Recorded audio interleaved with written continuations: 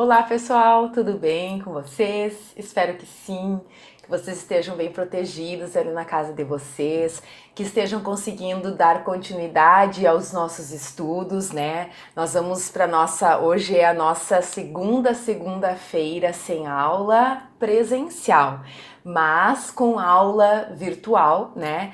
Hoje eu venho por um caminho diferente, achei que eu conseguiria envolvê-los mais na minha aula se vocês pudessem me acompanhar desta forma. Então, até qualquer coisa, vocês podem mandar um recadinho lá se conseguiram entender bem, se não conseguiram, a prof dá um jeito, tá? Mas a gente vem ao longo da semana, né? Eu vim explorando alguns caminhos que eu achei que eu pudesse melhor utilizar para ir até vocês, ok? Então nós vamos para nossa aula de língua portuguesa, certo? Turma manhã e turma noite. E hoje nós vamos trabalhar com a interpretação de texto, tá? Página 63, todo mundo, por favor, pegue lá. Vou pegar aqui o nosso polígrafo, então, para a gente poder continuar nossa aula. Pois bem, interpretação de texto, tá? Sempre digo que é um assunto bastante desafiador e um tanto quanto desconfortável para mim, porque a impressão que a gente tem é que eu sinto que vocês, quando ouvem que eu falo, hoje é aula de interpretação de texto, pensam, meu Deus, agora então vem a regra, a fórmula para eu acertar as interpretações, né? E infelizmente, interpretação de texto não tem uma regra. Não é como, gente, uma acentuação gráfica que eu digo lá, acentue todas as palavras oxítonas terminadas em A, tá? Seguidos ao nome de S. Não é assim. Ela não tem uma regra específica que o resultado vai ser a resposta correta. Mas a gente tem como desenvolver a nossa interpretação de texto, tá? Para alguns mais aprimoradas, já para outros nem tanto. Mas eu sempre falo que interpretar é uma questão de interpretação, tá? Eu desenvolvo habilidades, eu desenvolvo esse feeling para interpretação fazendo o exercício de interpretação, observando como a questão cobra, por exemplo, a ideia central de um texto, como ela mexe, por exemplo, com o entendimento de parágrafos, como é o que é, por exemplo, um pensamento de quem escreveu o texto ou de repente de apenas um personagem do texto. A diferença entre o texto afirma que e pode-se deduzir do texto que, tá? Então, todos esses aspectos, na verdade, a gente vai aprendendo conforme a gente vai fazendo a interpretação de texto, ok? Então, infelizmente, não temos uma regra específica, mas a gente tem algumas orientações que é o que eu quero mostrar hoje para vocês, certo? Então, ali na página 63, justamente na parte da interpretação, tá? Não vou olhar para vocês agora porque eu vou olhar aqui para a tela, mas né, a gente faz esse movimento para eu poder justamente ir demarcando o que eu acho importante aqui, tá? Então, a gente vai trabalhar com a diferença entre o que é interpretar, vamos marcar aqui, tá? O que é interpretar e o que é a gente compreender, tá? Então, por exemplo, assim, ó, qual é a diferença dentro de uma... vamos por uma cor aqui mais viva, isto, tá? Qual é a diferença numa questão quando a questão aparece lá? O texto explica que, o texto comenta que, pode-se inferir do texto que, pode-se deduzir do texto que, essas palavras aqui, tá? Vejam bem, ó, infere-se, deduz-se, conclui-se, qual a intenção? Elas fazem com que o aluno possa ir para além do texto. Quer dizer, eu vou ler o que está lá e eu vou interpretar, eu vou entender qual foi a intenção daquele texto. Então, por exemplo, assim, eu vou pegar aqui o poema do Drummond, né, o verso do poema, de um dos poemas do Drummond. Tinha uma pedra no meio do caminho, tá? Uma interpretação, ela vai me permitir entender o que é esta pedra para o eu lírico. Melhor ainda se eu entender qual é o contexto que está por trás da produção desse poema, para eu poder compreender para o que seria para o eu lírico aquela pedra no caminho. Isso é uma interpretação, certo? É aquilo que eu deduzo a partir do que eu conheço e do que eu posso então perceber ali nas entrelinhas daquele texto. Isso é interpretar. Então, ó, explicar, comentar, julgar, tirar conclusões, deduzir, interpretação de texto. Os tipos de enunciado, gente, ó, pode-se inferir que, pode-se deduzir que, pode-se concluir que, qual a intenção do autor, ok? Isso é interpretar. Já, gente, Seria um i ali. Já, pessoal, compreender é ler o que está escrito exatamente no texto.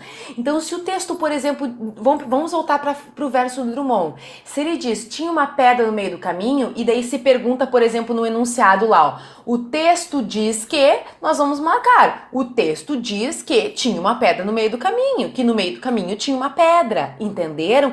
Então, a compreensão não me permite participar, não me permite abrir aquilo que está lá. Eu vou ler exatamente o que está no texto e já interpretar. Então eu faço essa leitura para além do texto. Vamos dizer assim, que a interpretação envolve o meu subjetivo, enquanto que a compreensão não, ela é totalmente objetiva.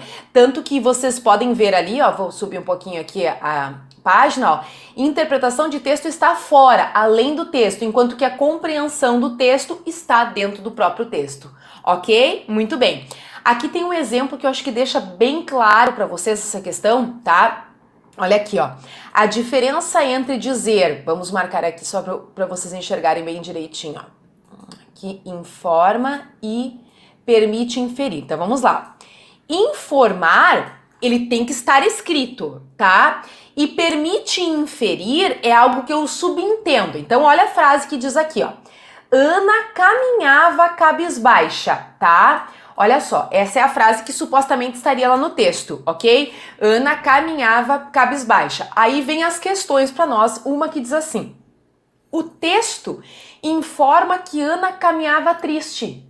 Opa, peraí. O texto não informa isso, ele informa que ela caminhava cabisbaixa.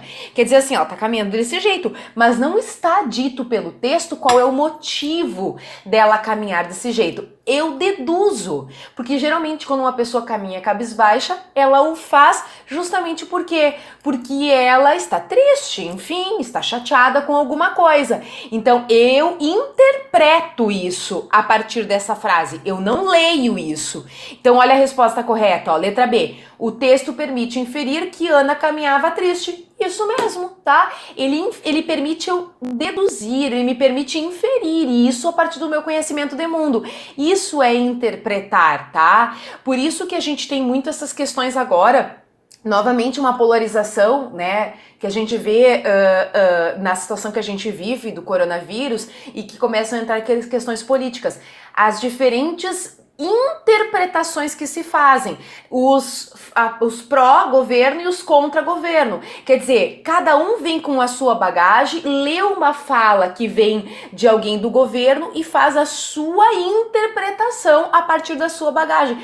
Por isso que gera-se tanto problema. Se fosse feita uma compreensão, apenas o que está sendo dito, tá? Talvez nós teríamos uma resolução de toda essa situação bipolarizada que se vive, para o bem ou para o mal, né? Mas enfim, a compreensão seria exatamente aquilo que é dito. A interpretação é que entra o subjetivo das pessoas ali, e aí talvez nesses pontos que a gente acaba se perdendo um pouco, ok? Muito bem. Então agora tem aqui uma orientação como ler o texto, tá? Pessoal, quando a gente teve o nosso primeiro encontro e que daí a prof disse para vocês que nós faríamos então uma atividade constante, semanal de interpretação de texto, seja de provas do Enem, seja de provas de outras universidades particulares ou federais, tá? Eu disse que nós faríamos justamente para desenvolver este lado. Mas quando eu expliquei a prova do Enem, eu expliquei, gente, que nós tínhamos uma sequência de leitura. A sequência que eu coloco aqui, ó, primeira leitura, depois segunda leitura e o fluxograma, ela é uma sequência boa, eu vou pôr até aqui do lado, que ela seria muito boa para a Universidade Federal do Rio Grande do Sul, tá? Ou para demais provas, como a UPF, como a UFN, enfim, que são provas que trazem 1 ou 2 ou 3 textos, dos quais ou do qual sairão as questões. Não é como no Enem, que cada questão tem o seu texto. Então, numa prova como a da URGS, por exemplo, que tem 3 textos sempre, tá? Do qual serão retiradas as 25 questões, essa sequência que eu coloco aqui para vocês, gente, seria o melhor realmente para ser seguido. Então, por exemplo, assim, ó, uma primeira leitura. A primeira coisa que a gente faz quando a gente pega uma prova como a da URGS, ou como a da PUC, ou como a da UX, enfim, tá? Vamos tirar aqui Enem e demais provas, tá? Então a primeira coisa que a gente faz quando nós pegamos demais provas é o quê? É fazer a leitura do texto, tá? Nós pegamos aquele texto de onde sairão as questões e aí nós vamos fazer uma leitura, ó, como diz o nome ali, ó. Uma leitura que é intencional, tá? Que faz o quê? Ela busca qual é a ideia central, tá? Então deixa eu me inteirar. Que texto é esse? O que ele está abordando? Qual é o direcionamento dele? Eu meio que reconheço o território quando eu faço a primeira leitura dele, certo? Numa segunda, daí eu parto uma segunda leitura, porque também lá tem tempo, tá? Na URGS, nossa, o tempo é excepcional, vocês sabem que a gente faz prova de português e de redação numa manhã inteira, então o tempo é ótimo, tá? Então vocês fazem essa primeira leitura para identificar a ideia central. Aí a gente vai para a segunda leitura e na segunda leitura a gente marca coisas, a gente pega aquela caneta e marca lá o que está sendo dito no parágrafo 1, sublinha aquilo que vocês consideram como ideia central, o que é dito no parágrafo 2, sublinha aquilo que é ideia central. Então é como se nós fizéssemos um levantamento dos tópicos principais, tá? Daquele texto. Isso numa segunda leitura, porque agora eu já conheci qual é o conteúdo dele na primeira e daí na segunda eu faço esse movimento ali de identificação por parágrafo do que está sendo abordado. Isso vai facilitar e favorecer, depois quando eu resolvo a questão, para voltar mais diretamente para o ponto específico, sem me perder naquilo que a gente está vendo, tá? Ok? Muito bem. Depois aqui teria um terceiro movimento que é para fazer um esquema. Assim, gente, eu acho que esse esquema ele é ótimo, tá? Na verdade eu mantive isso aqui porque é o que se orienta, livros de interpretação, então apresentam para nós. Mas eu acho que na prova a gente já não consegue fazê-lo tão bem, tá? O fluxograma seria justamente eu tirar do texto todas essas ideias e fazer um esquema, tá? Um esquema de síntese daquilo que contém parágrafo 1, parágrafo 2. Mas não precisamos tirar, a gente pode dentro do texto ir marcando direitinho todas as questões, tá? Eu acho que essa primeira leitura e a segunda leitura para uma prova como a URGS é um movimento ótimo. Primeira, lê para identificar o assunto geral. E segunda leitura, meus queridos, a gente faz a identificação, então, da síntese de cada parágrafo ali, anota do ladinho, tá? Sublinha a marca, isso vai nos ajudando a nos inteirar do assunto e já demarcando os pontos que a gente tem para identificar ali depois pro nosso estudo, ok? Bom, isso pensando nessas demais provas. Eu vou abrir uma página aqui em branco aqui do Word, porque eu quero mostrar para vocês que lá na redação na questão do Enem, tá? Até vou pôr aqui, ó. Então, para vocês, Enem, tá? O movimento já é um pouco diferenciado. Lembra que a prof disse? Lá no Enem, primeiro, gente, eu vou fazer aqui a leitura, tá? Do enunciado da questão, tá? Primeira questão, então, o primeiro passo é ler o enunciado da questão e lembrar que sempre no final daquele enunciado é que vem o comando do que é que eu preciso fazer naquela questão. O que é que eu tenho que considerar, o que é que eu tenho que cuidar naquele texto que foi colocado ali para a leitura, para a resolução daquela determinada questão. Então, o primeiro passo é ler o enunciado da questão. O segundo passo é o quê? É ler o texto, ler o texto, tá? Da questão, certo? Então eu passo para a leitura do texto, vou lá e faço, sempre lembrando assim, que a gente tem que tentar se concentrar para fazer uma leitura única, muito atenta, porque não dá tempo de voltar para ler novamente. Depois o nosso terceiro passo é ler novamente o enunciado, tá? Nós vamos lá para a leitura mais uma vez do enunciado, para nos certificarmos do que exatamente o texto queria. E por fim, ler as alternativas, tá? Então, é esse movimento do Enem. Lê o enunciado e presta atenção bem no final dele, o que ele está cobrando.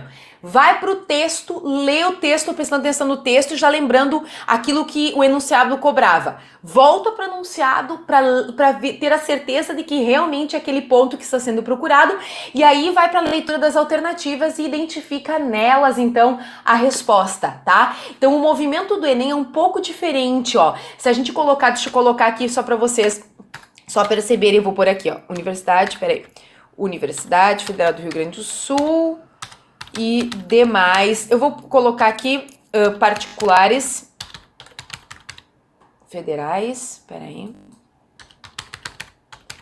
federais, e particulares, isto, tá? O movimento delas é diferente. Por quê? Porque nelas eu primeiro vou ler o texto, depois eu vou ler novamente e marcar ideias centrais dos parágrafos, tá? Então, ó, ler o texto, ler novamente o texto e marcar as ideias centrais dos parágrafos. E aí, por fim, ler enunciado e depois ler alternativas. Então, olhem a diferença que a gente tem, tá? Por que nós temos essa distinção? Porque justamente na URGS eu tenho 8 questões, 9 questões para um texto só. A própria UFN são 5 questões, por exemplo, para um texto só. Então aí eu posso ler e reler. Já no Enem não, é um texto para cada questão, por isso que não dá pra gente ficar fazendo essa dupla leitura de cada texto, que sei lá, senão a gente não consegue terminar a prova de humanas e linguagens no mesmo dia ainda, fazer a prova de redação, por exemplo, ok? Muito bem, então vamos voltar lá para o nosso polígrafo e dar a sequência, tá? Aqui, meus queridos, olha, teria assim, ó, faça as 2 leituras do texto a seguir, tá? Esse aqui é um exercício bem bacana que eu até quero que vocês façam, vamos colocar aqui, ó, vou deixar, anotem ali para fazer como temas para casa e depois qualquer coisa a gente pode na volta, tá? Analisar isso aqui, então vamos pôr ali, ó, tá? Deixa eu marcar aqui, peraí, ali, temas, tá? Para casa, ok? Então, o que eu quero que vocês façam? Eu quero que vocês façam uma primeira leitura, claro que aqui, gente, eu tenho um parágrafo só, tá? Eu não tenho múltiplos parágrafos. Então, vocês fazem a primeira leitura para identificar qual é o assunto do texto. E a segunda leitura, dividir em parágrafos ou períodos, vamos fazer assim, ó, ele é formado por períodos, lembram? Período começa na letra maiúscula e termina no ponto final, ó. Aqui termina o primeiro período, tá? Então marquem o que, bem curtinho assim em cima, vocês vão escrever o que cada frase traz ali como central, tá? E aí depois, então, vocês têm algumas questões para fazer, ó. A primeira, o autor justifica o fato de que isso aqui é uma interpretação ou isso aqui é uma compreensão, tá? Olha o outro, a número 2 aqui.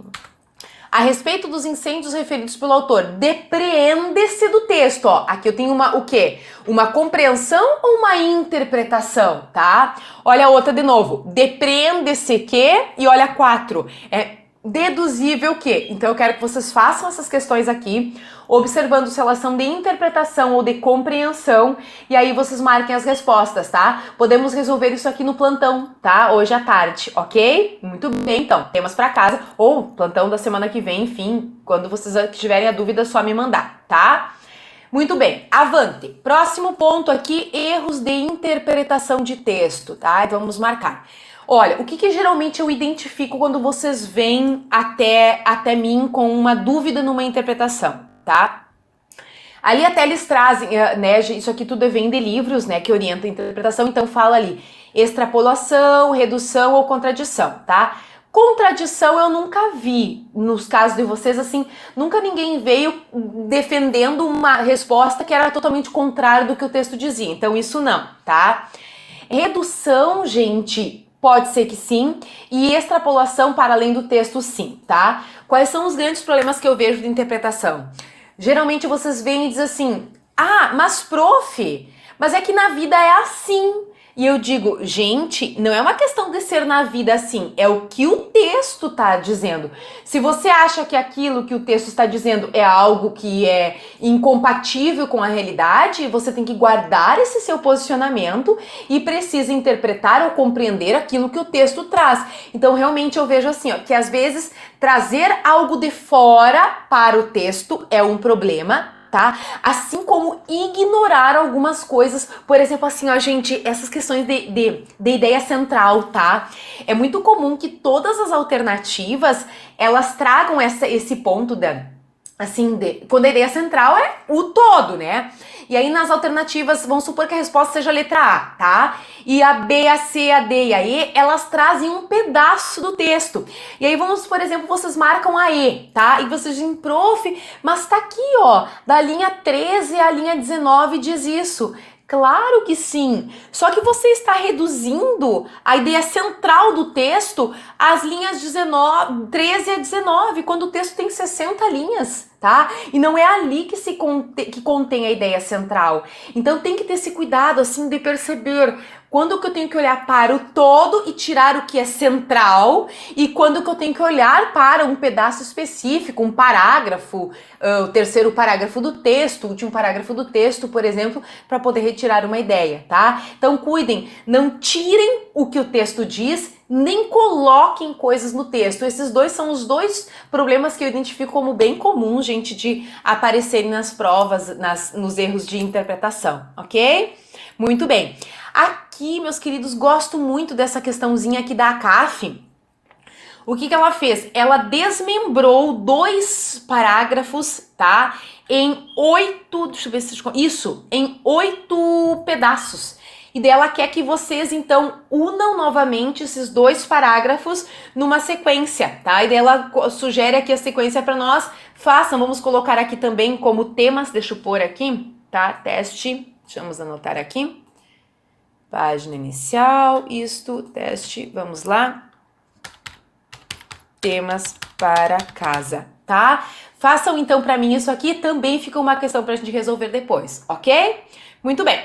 Vamos agora então, meus queridos, para a estrutura do parágrafo. Isso aqui é bem interessante porque vocês viram que na minha explicação muitas vezes eu falei em parágrafos do texto, né?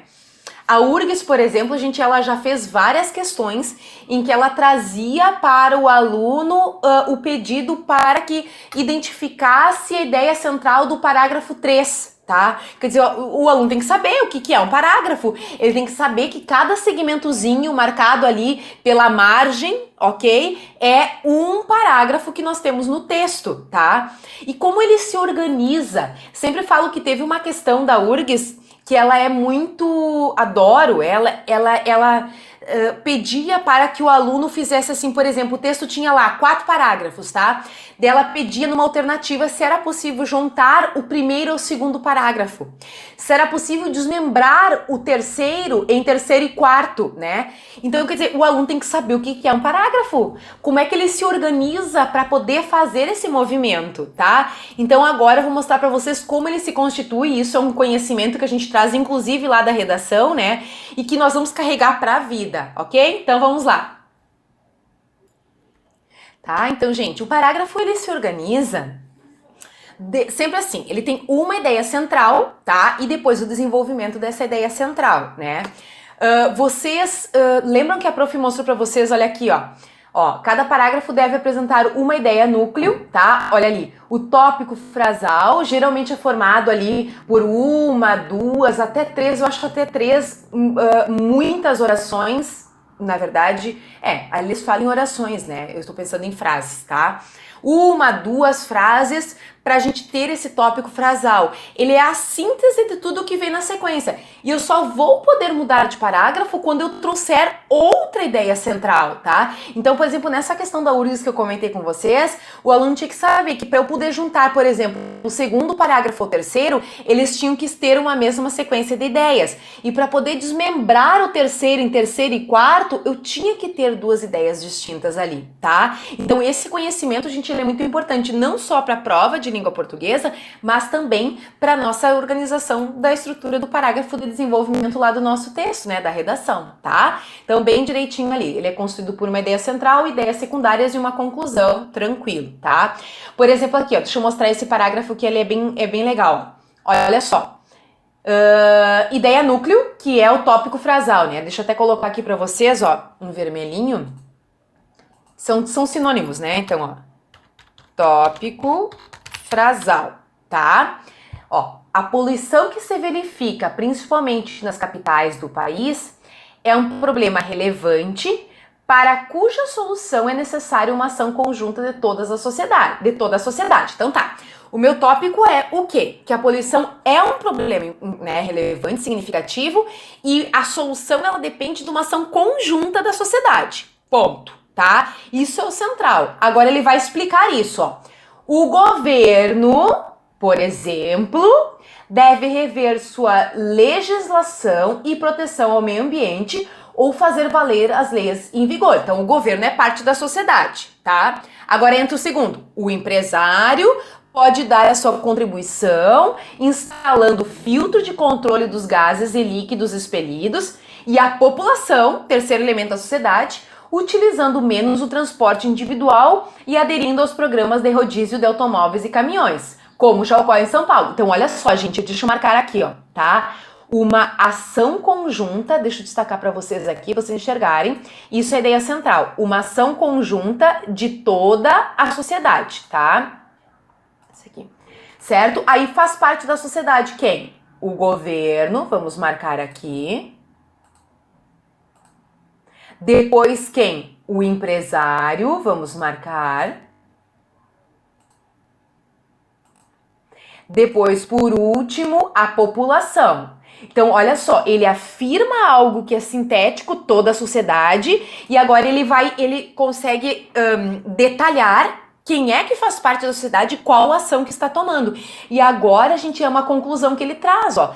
Se ele colocasse, até vou pôr para vocês enxergarem aqui, gente, ó, só para perceberem como isso seria possível, uma conclusão, ó. Se ele colocasse assim, por exemplo, ó, logo, vírgula, medidas que venham a excluir qualquer um desses três setores da sociedade tendem a ser inócuas, quer dizer, ineficazes, no combate à poluição e apenas onerar, quer dizer, causar gastos, às contas públicas, tá? Então, gente, ó, bem direitinho, olha aqui, ó, tópico frasal, ideia central, explicação, que são as ideias secundárias, e um fechamento. Isso é um parágrafo, gente. Se eu viesse aqui, ó, e se a questão pedisse, por exemplo, assim, para eu transformar esse parágrafo em 2, tá?